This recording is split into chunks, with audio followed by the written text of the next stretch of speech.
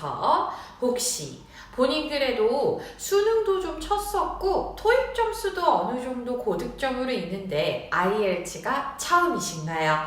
그런 분들을 위한 또다시 준비한 꿀팁 3가지입니다. 네, 첫 번째 팁을 드리도록 하겠습니다. 바로 어떻게 보면 모든 언어 영역의 Listening, Reading, Speaking, Writing의 영역의 근간이 되는 단어인데요. 단어를 외우는 습관을 IELTS 공부 시작하실 때 새롭게 생각하실 수 있었으면 좋겠습니다.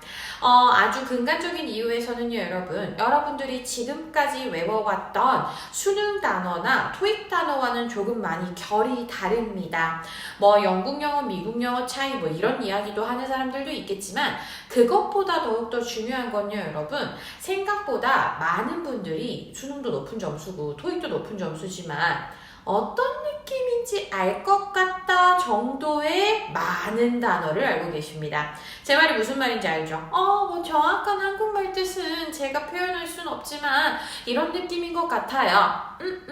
그 단계에서 벗어나는 습관부터 들이셔야 되겠습니다. 제가 저희 학생들에게 늘 하는 얘기가 있어요. 제가 단어장을 매 시간마다 나눠주거든요. 그럴 때 보면 모르는 단어부터 쫙 체크를 합니다. 그러고서는 그것만 외우는 거야. 그럼 여러분 어떻게 돼요? 나머지 어렴풋이 알고 있는 애들은 구멍이 뻥뻥 난 채로 가게 됩니다. 그래서 여러분 어려운 단어만 정확히 외우려고 하지 말고 초중급으로 여러분 눈에는 보여지는 단어부터 정확하게 외우실 수 있어야 되겠습니다. 예를 들면요, 여러분 가장 정확하게 외우셔야 되는 거는 품사겠죠. 품사. 뭐뭐한인지 뭐뭐하겠인지 명사인지 형용사인지도 정확하게 외우실 수 있어야 되고요. 그리고 선생님 이런 뜻까지 알아야 돼요? 하는 김에 알아야 되지 않겠어요, 여러분? 왜냐면 여러분 생각보다 그냥 어느 정도 아는 단어다라는 뜻들만 쌓이게 되면 피사의 사탑을 쌓고 있습니다. 해석을 요렇게 하고 있다는 거죠. 그래서 그것들을 피해를 방지하기 위해서 여러분 정확하게 꺼진 단어도 다시 보자 여러분. 정확하게 단어를 외우는 습관을 가지실 수 있어야 되겠습니다. 잔소리하는 거 아니에요, 여러분. 근데 사실 이 단어 똑바로 못 외우고 나면 라이팅이 엉망진창이 됩니다, 여러분. 알겠죠? 왜냐면 제가 늘 얘기하죠. 토플에 비해서 IELTS는 여러분에게 정확성과 진정성을 원하는 시험입니다.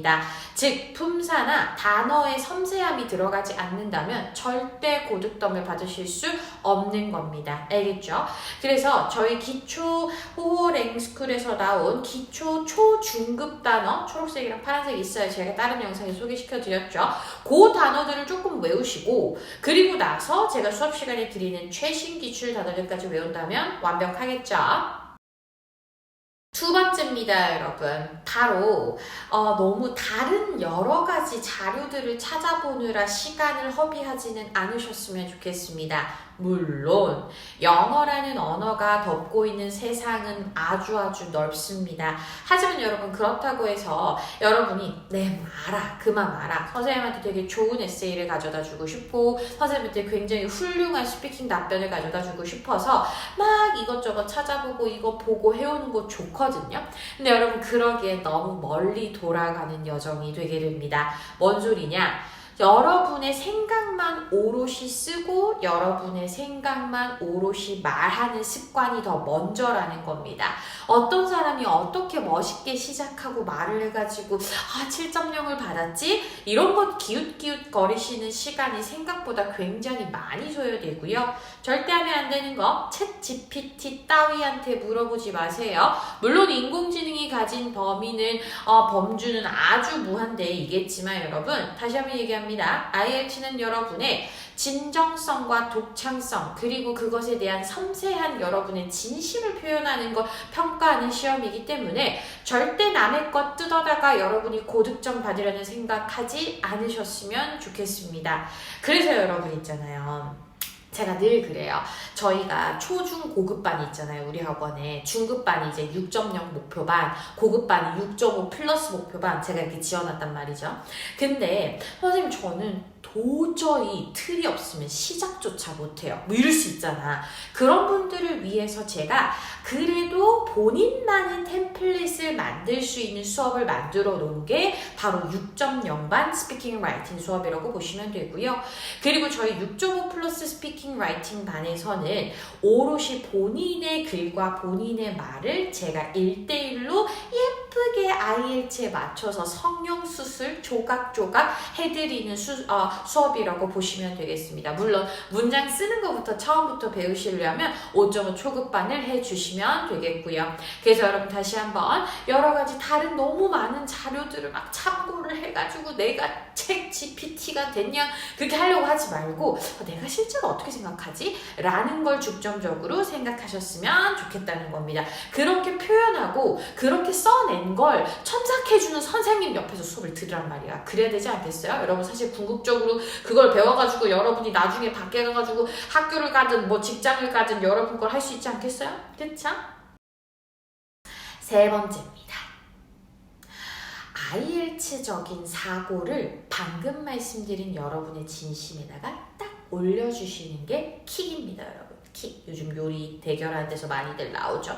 이게 무슨 얘기냐, 여러분? 스피킹 문제를 한번 예를 들어볼게요. 여러분한테 제 작년이나 재작년에 많이 나왔던 문제 중에 이런 것들이 있었어요. Do you often go fishing? Do you often go fishing? 낚시하시는 분 계세요? 손 들어봐요. 낚시하시는 분 생각보다 없습니다. 낚시할 시간이 어딨어? 바빠 죽겠는데 그렇지 않아요? 근데 여러분 이런 걸 물어봤을 때 우리가 소개팅 나왔어요? 아니죠. 뭐 해줘야 돼요? 그거에 대한 답변을 30몇만 원치를 하고 가야 될 거 아니에요, 여러분. 그쵸? 그렇기 때문에 Do you often go fishing? 이라고 했을 때 능청스럽게 내가 물고기 요리를 너무 많이 좋아하거든. 그래서 어린 시절에 아버지랑 종종 갔었어. 그런데 요즘은 바빠서 못 가. 뭐 이렇게라도 이야기를 할 수 있어야겠죠. 근데 IELTS적인 사고가 입혀져 있지 않은 분들은 어떻게 얘기해요? No. We can't fish in Seoul. 우리는 fish 못해요. We can't go fishing 이겠죠. 정확히 문법적으로 얘기하면 We can't go fishing in Seoul. 그럼 뭡니까? 물어본 사람은 민망하지 않겠어요, 여러분? 그렇기 때문에 본인의 진심을 담고 본인만의 답변을 하시는 건 중요하겠지만 그 시험 문제가 의도한 것조차 넘어가는 그런 무리한 그런 의도를 파악하지 못한 답변은 안 된다는 겁니다. 라이팅도 마찬가지예요, 여러분. 당연한 거 아니야? 이거는 인간의 근본이고 이거는 정부의 당연한 역할이지. 이런 식으로 무대뽀로 들어가면 안 된다는 겁니다. 마지막 세 번째 포인트는요, 여러분. 혼자 파악하시기에는 조금 어려우실 수 있습니다. 하지만 가장 중심인 건 뭐예요? 그래도 그 출제자가 의도한 바를 여러분이 충족시키는 훈련이 필요하다는 겁니다.